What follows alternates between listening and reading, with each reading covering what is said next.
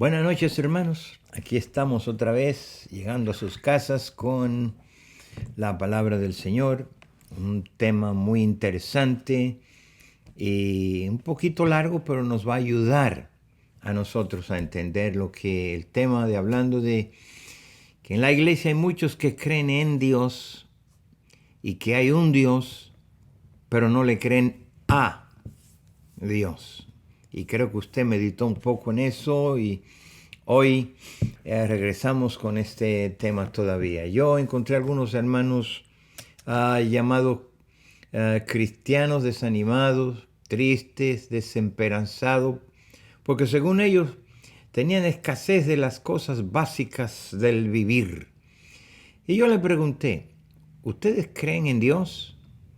Y me dijeron que sí. Y luego le hice otra pregunta, ¿ustedes le creen a Dios? Y luego, claro, le mencioné esta escritura de Filipenses capítulo 4 del verso 6 al 7, donde dice, por nada estéis afanosos, sino sean conocidas vuestras peticiones delante de Dios en toda oración y ruego. Y luego dice, con acción de gracias. Y la paz de Dios, que sobrepasa todo entendimiento, guardará nuestros corazones y vuestros pensamientos en Cristo Jesús. Son palabras que nos ayudan. El Salmo 55, 22. Echa sobre Jehová tu cargas y Él te va a sustentar. No dejará para siempre caído al justo. Son palabras en las cuales en esos momentos tenemos que echar manos de ella y apropiarla a nuestra vida. Luego, primera de Pedro, capítulo 5, verso 7, dice, echando toda vuestra ansiedad sobre Él, porque Él tiene cuidado de nosotros. Dios te ha dicho y prometido eso. Y en Isaías, capítulo 41, en el Antiguo Testamento, verso 10 al 15, dice, no temas porque yo estoy contigo. Qué bueno saber eso, que en medio de esa situación no estamos solos. Y luego dice, no desmayes, porque yo soy tu Dios que te esfuerzo. Siempre te ayudaré, no de vez en cuando, dice, siempre te ayudaré. Siempre te voy a sustentar con la diestra de mi justicia. ¡Wow! Señor, gracias por esas palabras, la cual voy a atesorar en mi corazón. Y aquí que todos los que se enojan contra ti serán avergonzados y confundidos, y serán como nada, y perecerán los que contienden contigo. Buscarás a los que tienen contienda contigo, y no los hallarás. Será como nada y como cosa que no es, aquellos que te hacen la guerra y la situación difícil a veces. Entonces Dios nos está dando sus promesas, porque yo Jehová soy tu Dios, quien te sostiene y tu mano derecha y te dice esto. No temas, dice el Señor, gusano de Jacob, oh vosotros los pocos de Israel, soy yo tu socorro, soy yo tu amparo, soy yo tu fortaleza. Dios dice, Jehová, el Santo de Israel, es tu Redentor. He aquí que yo te he puesto por trillo nuevo, lleno de dientes, trillarás montes y lo molerás, collados reducirá a tamo. Esas son promesas que Dios nos está dando, pero no es asunto de creer en un Dios, es un asunto de creerle a Él que te está diciendo a ti esas palabras. Y por eso digo, una cosa es creer en un Dios y otra cosa es creerle a Dios en estos momentos. Mira lo que Dios te dice. Para mí, como que Dios estará rascándose la cabeza, diciendo, esta gente no me entiende o no me creen. Yo le hablo y ellos siguen igual.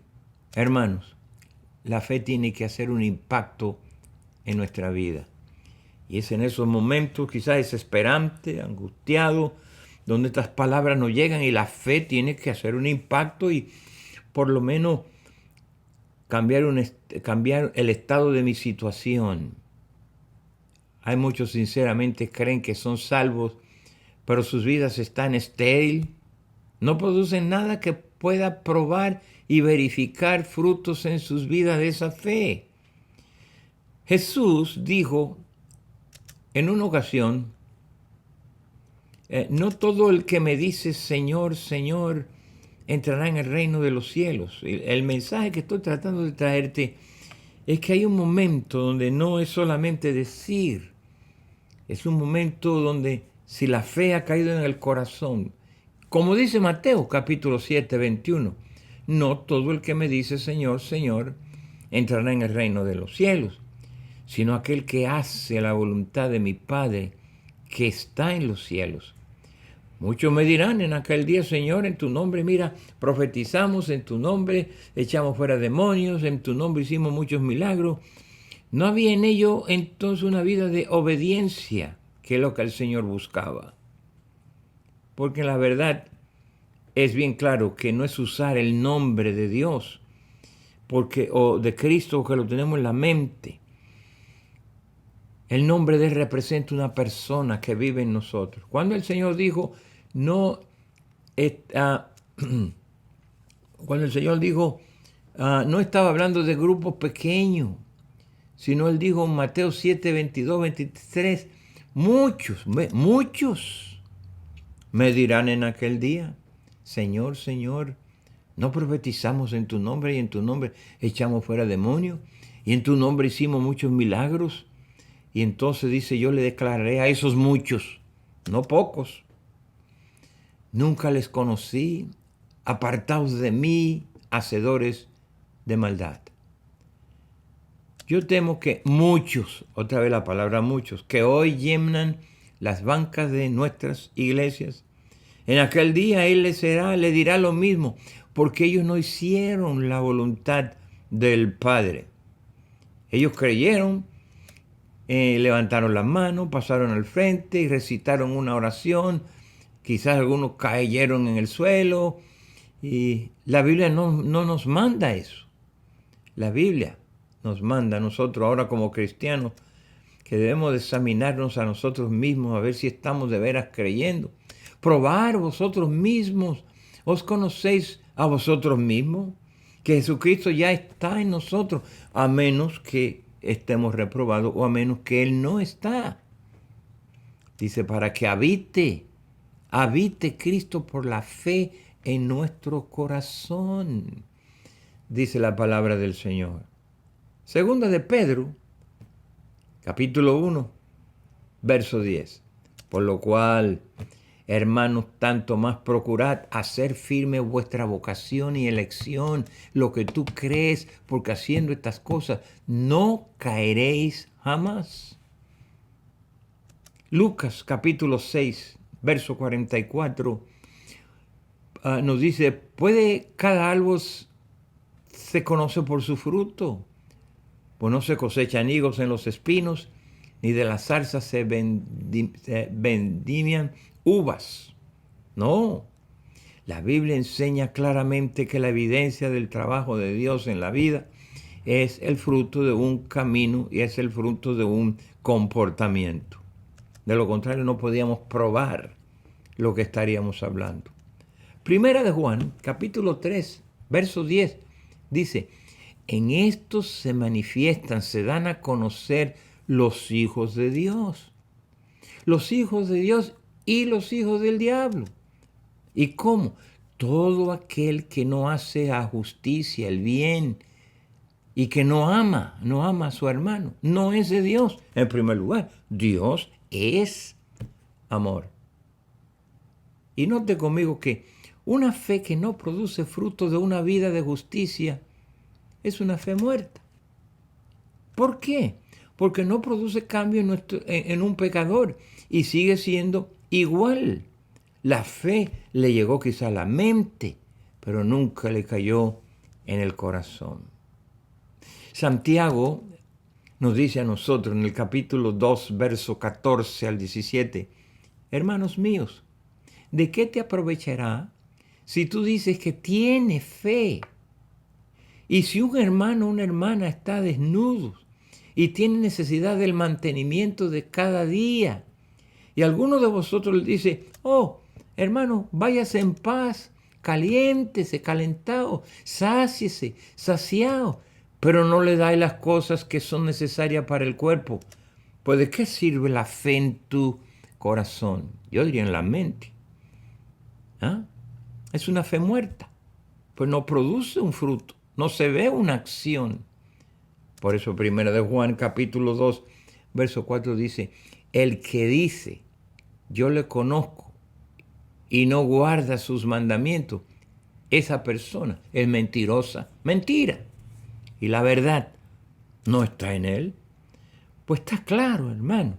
Una verdadera justificación y perdón de pecado tiene que producir santidad, aunque sea un asunto progresivo en nuestra vida.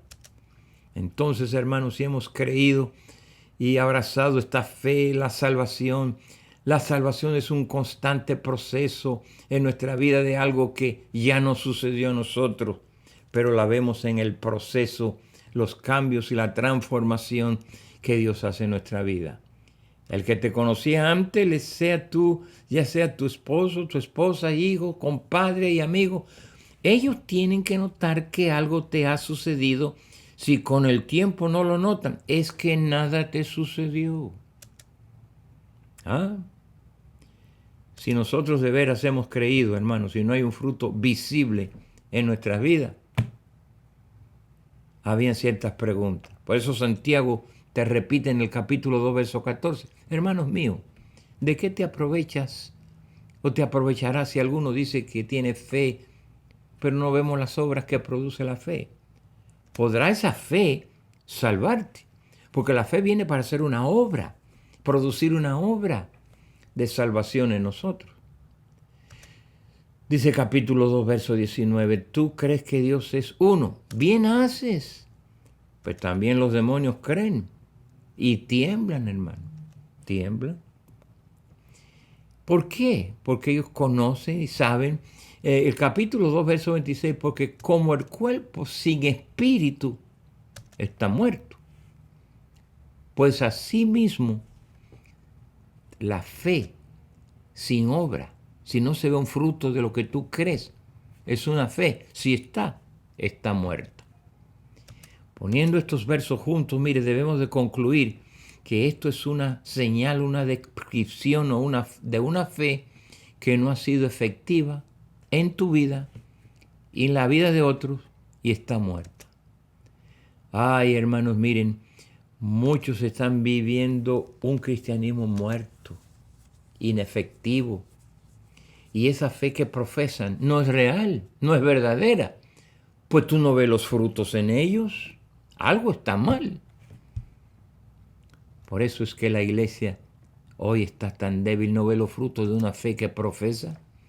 El Padre no es glorificado y se cumple lo que dice, así alumbre vuestra luz delante de los hombres. ¿Para qué? Para que vean lo que tú haces, vuestras obras, y glorifiquen a vuestro Padre que está en los cielos. La fe tiene que producir un impacto, unos cambios, algo se tiene que ver. Juan capítulo 15, verso 8 dice que en esto es glorificado el Padre, en que llevemos mucho fruto y así podamos ser sus discípulos. Entonces, hermanos, obras que Dios ha preparado, dice, desde antes de la fundación del mundo. Somos hechura suya, hemos sido creados en Cristo para buenas obras, la cual Dios preparó de antemano para que tú y yo anduviésemos en ella, viviésemos en ella, la pusiéramos en práctica. Pero hermano, hoy no podemos hacer un impacto en nuestra cultura. Quizás nos oyen, pero no ven. Y hoy en día el mundo necesita más que oír, necesita ver. Note, ¿por qué usted cree que los cristianos hoy no se pueden distinguir de los mundanos? ¿Ah? ¿Porque no ven? No se ve una diferencia. Esa es la razón. Mira, Timoteo, 2 Timoteo, capítulo 3, verso 5, dice que tendrán apariencia de piedad, pero negarán la eficacia de ella. A estos dice, evita, porque no ve el fruto, es una apariencia, pero la vida de ellos refleja una ineficacia de ellos, que la verdadera fe de veras no trabaja. ¿Y qué cosa? Que nos dice que ese tipo de llamado cristiano debemos de evitarlo. Raro. La salvación es por la fe y es un trabajo que solo Dios puede hacer. Una fe salvadora, estoy hablando de fe salvadora. Bueno, muy bien, produce un arrepentimiento, compromiso y obediencia. Y esto es un trabajo que Dios hace por el Espíritu que ya Él ha puesto en nosotros, con un fin, con un propósito. Y una obra que Dios en nosotros, oiga bien, puede y podrá fallar en producir frutos de santidad en la vida de un verdadero creyente. No, Él para mostrar. Esto incluye cambio de intención, voluntad, deseos, actitudes, que habitualmente producirá un fruto en la vida de esa persona que dice que ha creído.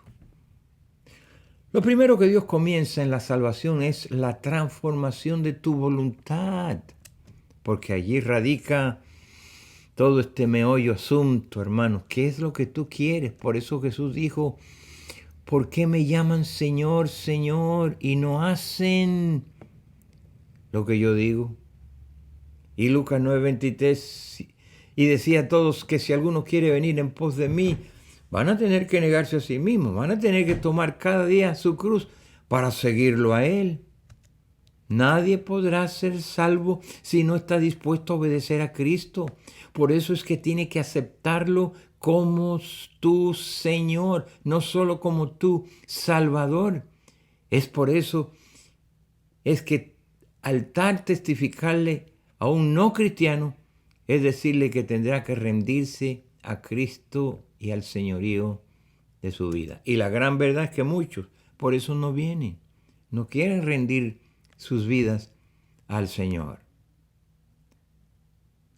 Bien claro, hay que confesar con la boca, sí, aquello que se cree en el corazón, porque es con el corazón que se cree para justicia y con la boca se confiesa la salvación que hemos recibido, algo que ya está en el corazón. Entonces, hermanos, esto es un asunto de rendirle el señorío de nuestra vida y eso envuelve la voluntad, la cual no se necesita. Oiga bien, o mejor dicho, eso envuelve la voluntad, la cual tú necesitas para todo aquel que en Él crea, se decida, ¿ok? Es el que hace eso, que comienza a experimentar una fe. No eso es de la mente, eso es del corazón. Una fe transformadora de tu vida para la salvación. Es por eso que dice que si tú confesares con tu boca y va pegado y creyeres en tu corazón lo que haces, serás salvo. Entonces no es decirlo con nuestros labios, hay que creerlo en el corazón. Es la obediencia la marca de un cristiano. Y el diablo opera y trabaja allí, fíjate. Por eso es que Efesios 2:2 dice, en los cuales, miren, anduvisteis en otros tiempos. ¿Te acuerdas cuando no era cristiano, cuando no abrazado la fe? Tú seguías la corriente de este mundo, vivías conforme al príncipe de la potestad del aire, el espíritu que ahora opera en los hijos de ¿qué? De desobediencia. Todo esto es porque el diablo tenía y tiene el control de su voluntad y podía y puede trabajar y operar en ellos y llevarlo a desobedecer. Y ahí estábamos nosotros, hermanos. Es un asunto como Jesús dijo, Padre, no se haga lo que yo quiero, sino se haga tu voluntad. Lo mismo con nosotros.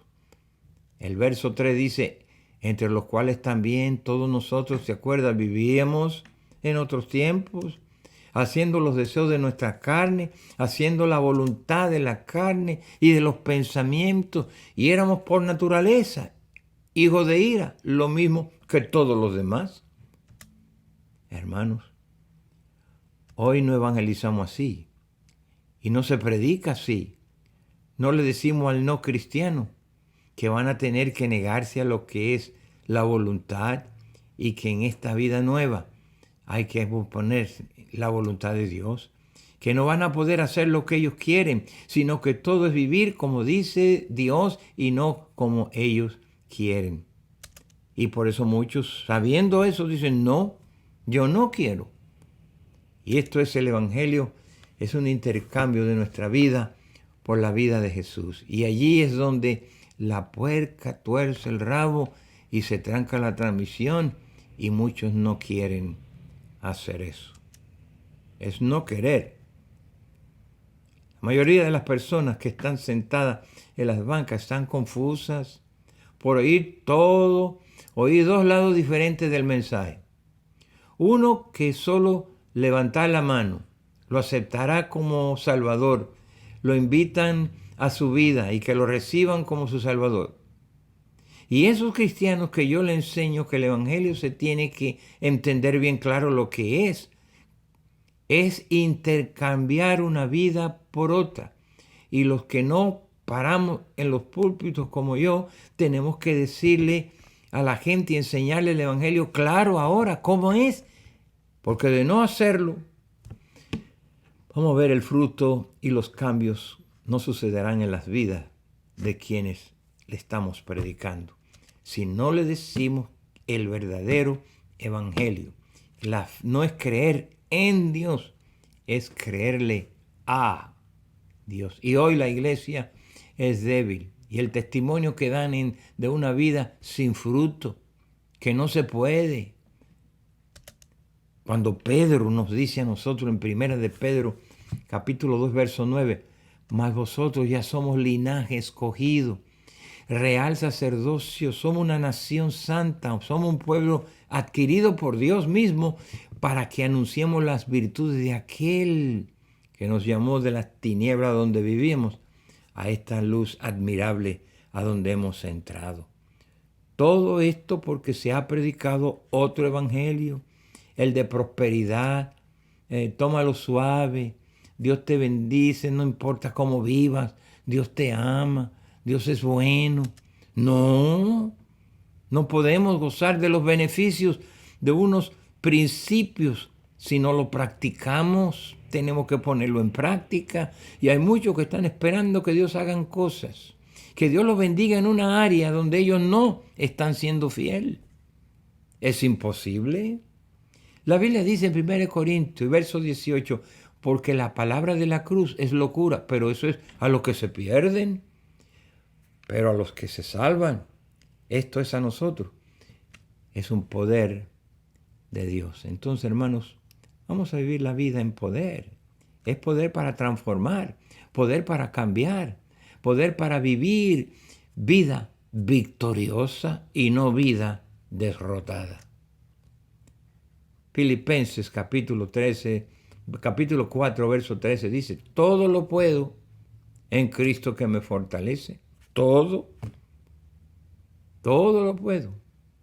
En Cristo todo lo puedo. Puedo vencer mis debilidades, mis flaquezas, mis amarguras, mis escaseces, mi enfermedad del alma, vicios, complejos, temores, etcétera, etcétera. El que cuando esa fe cae en nuestro corazón, el intercambio de su vida, de nuestra vida, por la de Cristo. Pablo no lo hizo. Pablo dijo, yo con Cristo ya estoy crucificado. Ya no vivo yo, mas Cristo vive en mí. Y lo que ahora vivo, lo vivo en la fe de aquel que me amó y se entregó a sí mismo por mí. Filipenses te dice eso en capítulo 1, verso 21, porque para mí, dijo Pablo, el vivir es Cristo y el morir es lograr lo que por tanto tiempo vengo buscando, es ganancia.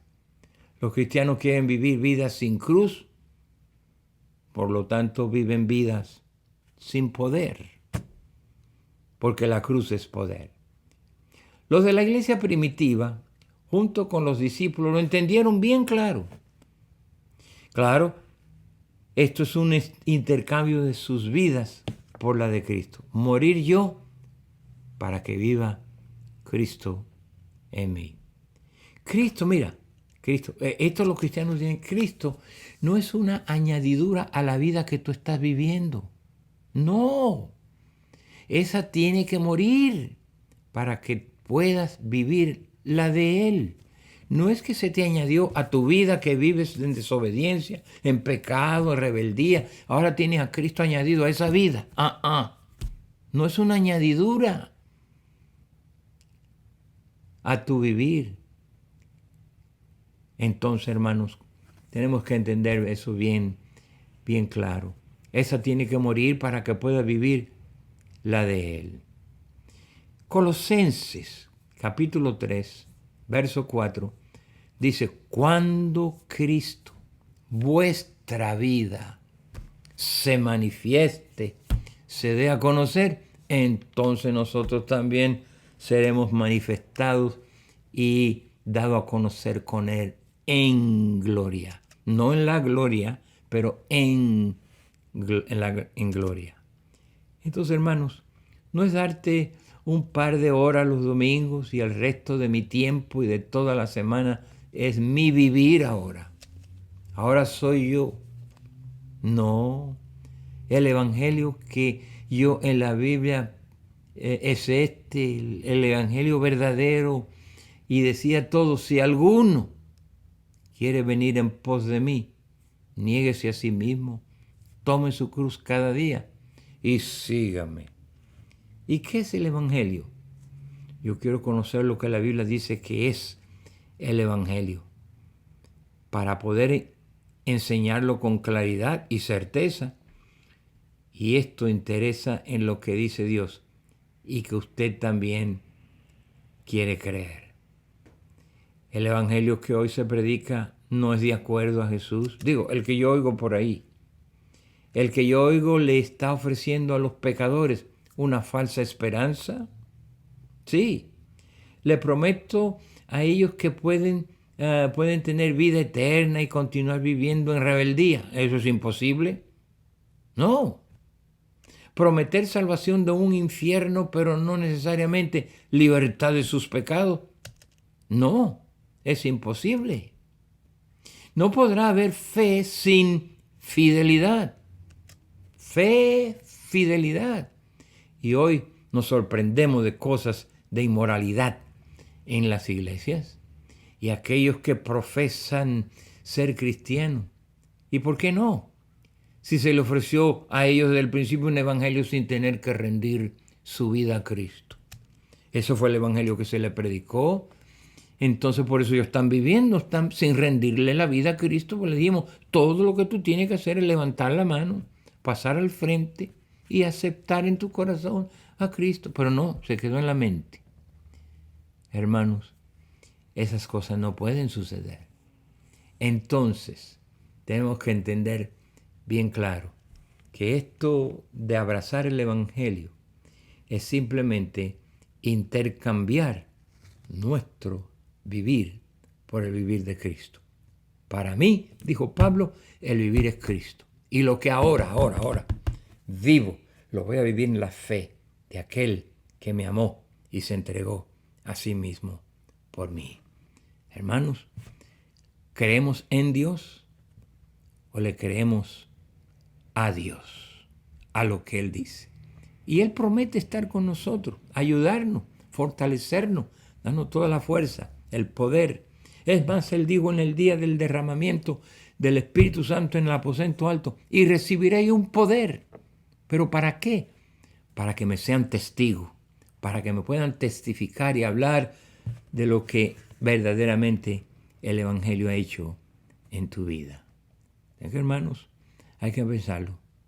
Dios te bendiga y vamos a orar. Señor, gracias por la palabra tuya que sigue penetrando y aclarando a nuestros hermanos, que ya hemos abrazado el Evangelio y que hoy entendamos que el verdadero Evangelio es tener a Jesucristo, es la buena noticia como el Salvador, de sí, me ayuda en los problemas, pero Él quiere venir y ser ahora el Señor de nuestra vida. Él quiere entronarse en nuestro corazón. Y te damos las gracias, Señor, por la oportunidad de oír tu palabra, recibirla y en nuestros corazones, en Cristo Jesús. Amén.